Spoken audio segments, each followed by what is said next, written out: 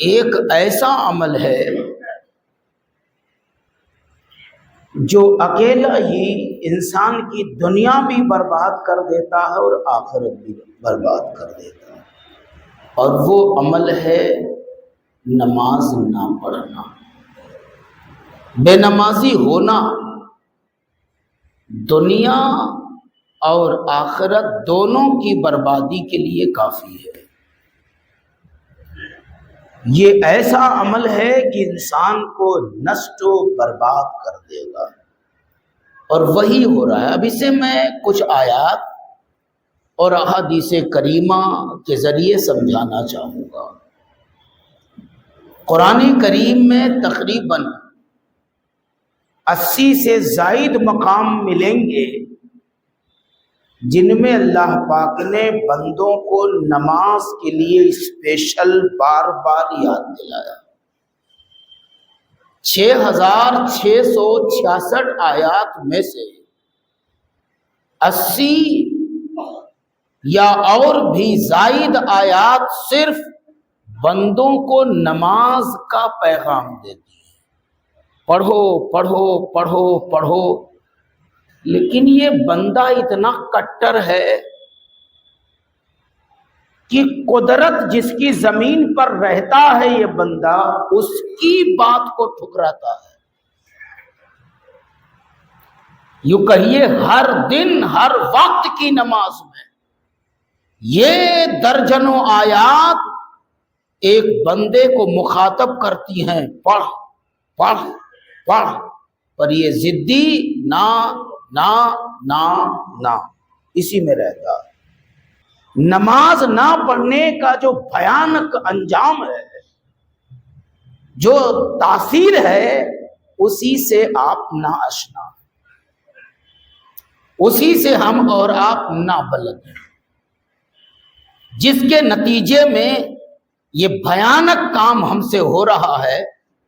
اور قیامت میں ان بے نمازیوں کے ساتھ جب قیامتیں ٹوٹیں گی تو ایک ہاہاکار مچے گا، ہاہاکار مچے گا۔ دل کے کان سے سن لو اپنے اس چھوٹے کی بات کو، پچھتاؤ گے پچھتاؤ گے پچھتاؤ گے، گدھے سے خراب آواز میں رو گے رو گے چیخو گے، کوئی سنوائی نہ ہوگی، تباہ کاری سے تمہیں کوئی نہ بچائے گا، اور جہنم کے شعلے تمہیں لے ڈوبیں گے۔ اس لیے ابھی وقت ہے۔ بزرگوں نے کہا نماز پڑھ لے قبل اس کے کہ تیری نماز پڑھی جائے، تیری نماز پڑھی جائے اس سے پہلے نماز پڑھ لے، ورنہ تیرا جو حشر ہوگا وہ سوچ نہیں سکتا۔ اب 2 حدیثیں سناتا ہوں۔ حضور علیہ السلام نے فرمایا، قسم ہے اس ذات کی، صیغے پر غور کیجئے گا، امام الانبیاء قسم کھا رہے، قسم ہے اس ذات کی جس کے قبضے قدرت میں میری جان ہے،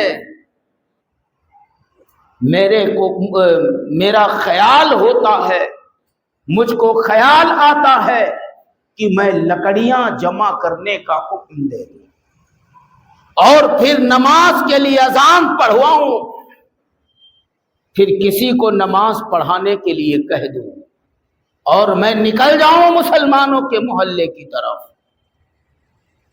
نکل جاؤں مسلمانوں کی آبادی میں، اور جس کو دیکھوں کہ بغیر کسی عذر شرعی کے وہ نماز میں حاضر نہیں ہوا ہے، میں اس کا گھر جلا دوں، اس کے گھر کو آگ لگا دوں۔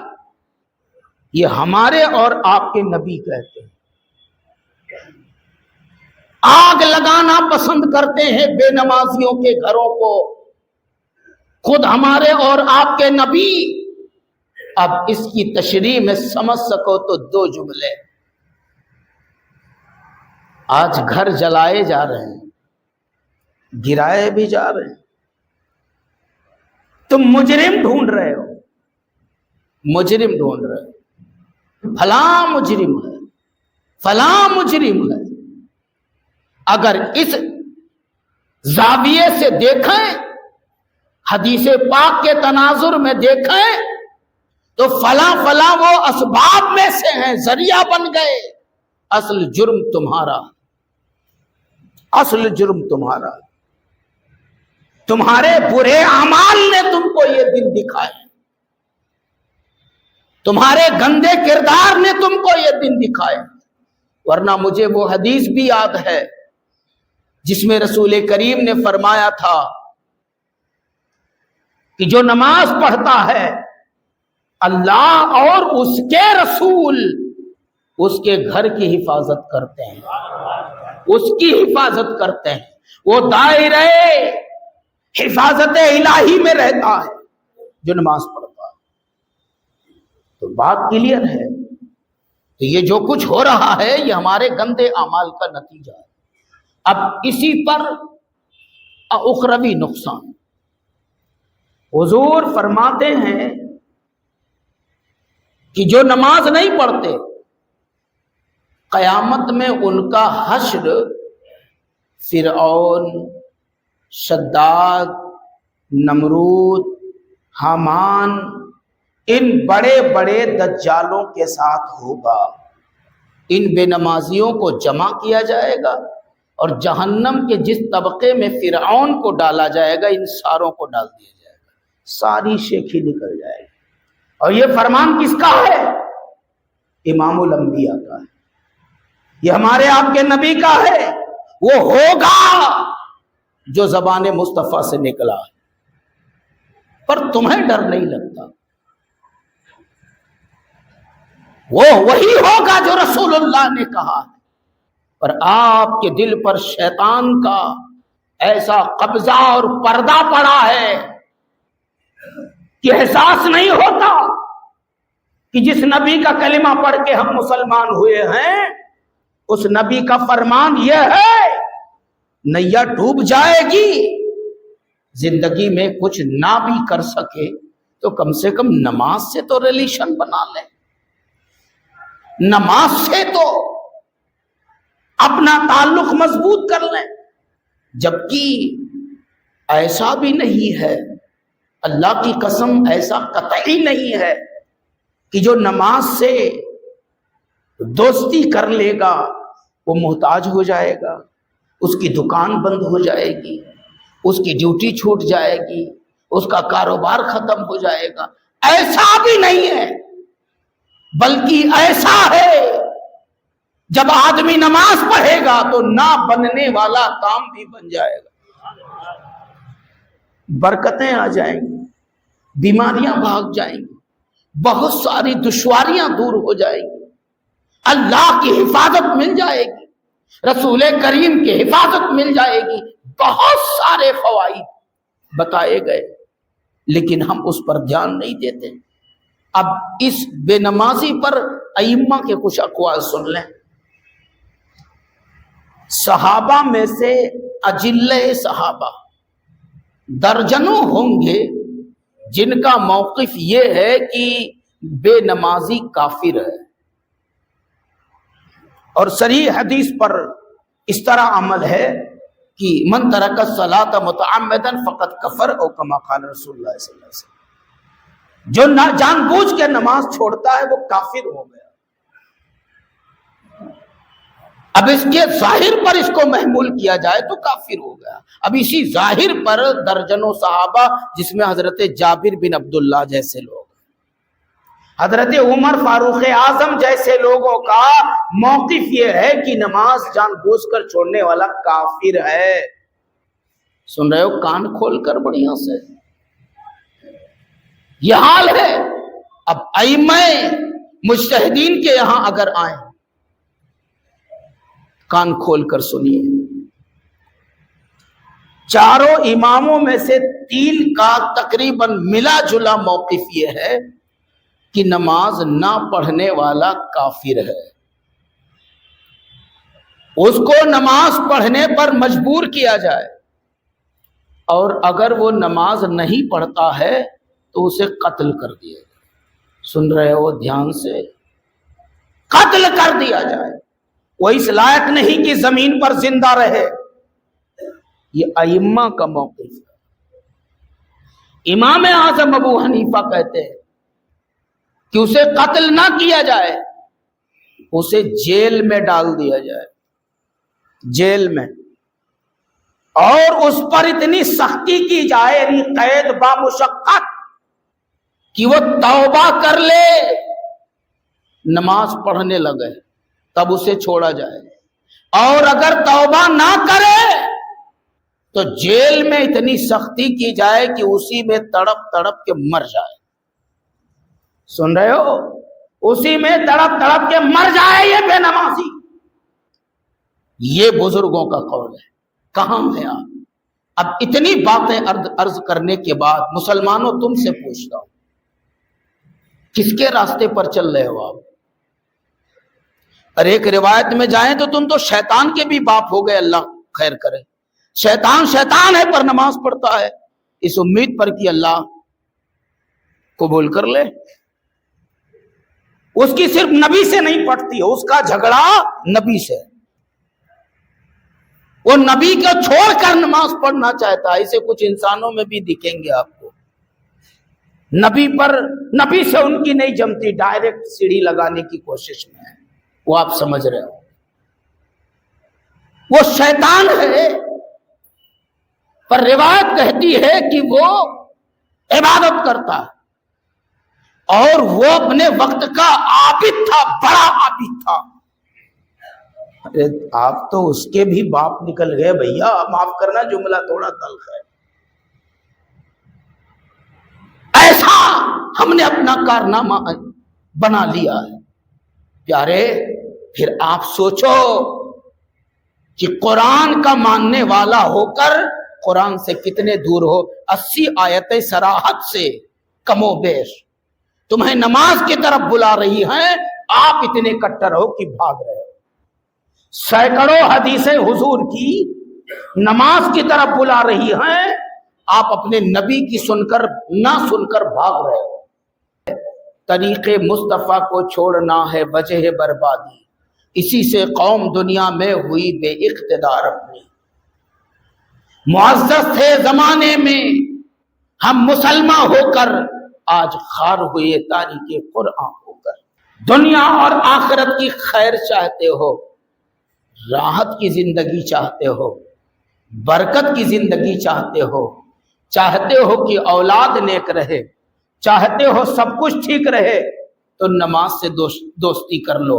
ایک حدیث کا مفہوم اور سنا کے بات کو واضح کرنا چاہوں گا۔ جب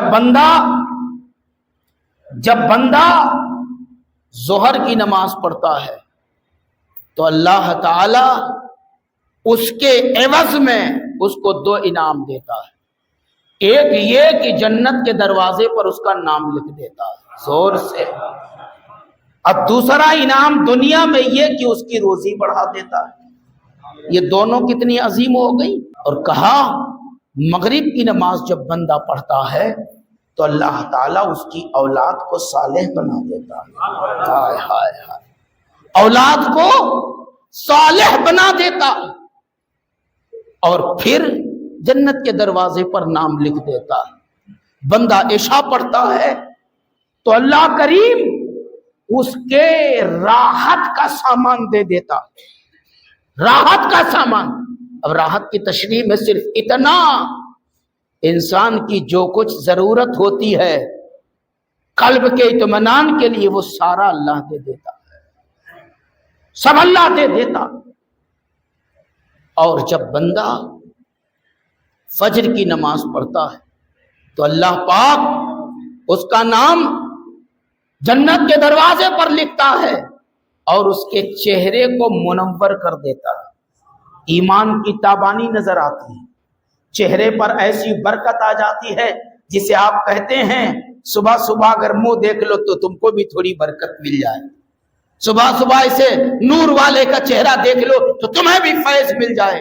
ایسا نور اللہ تعالی آپ کے فجر کی نماز کے برکت سے عطا فرما دیتا ہے۔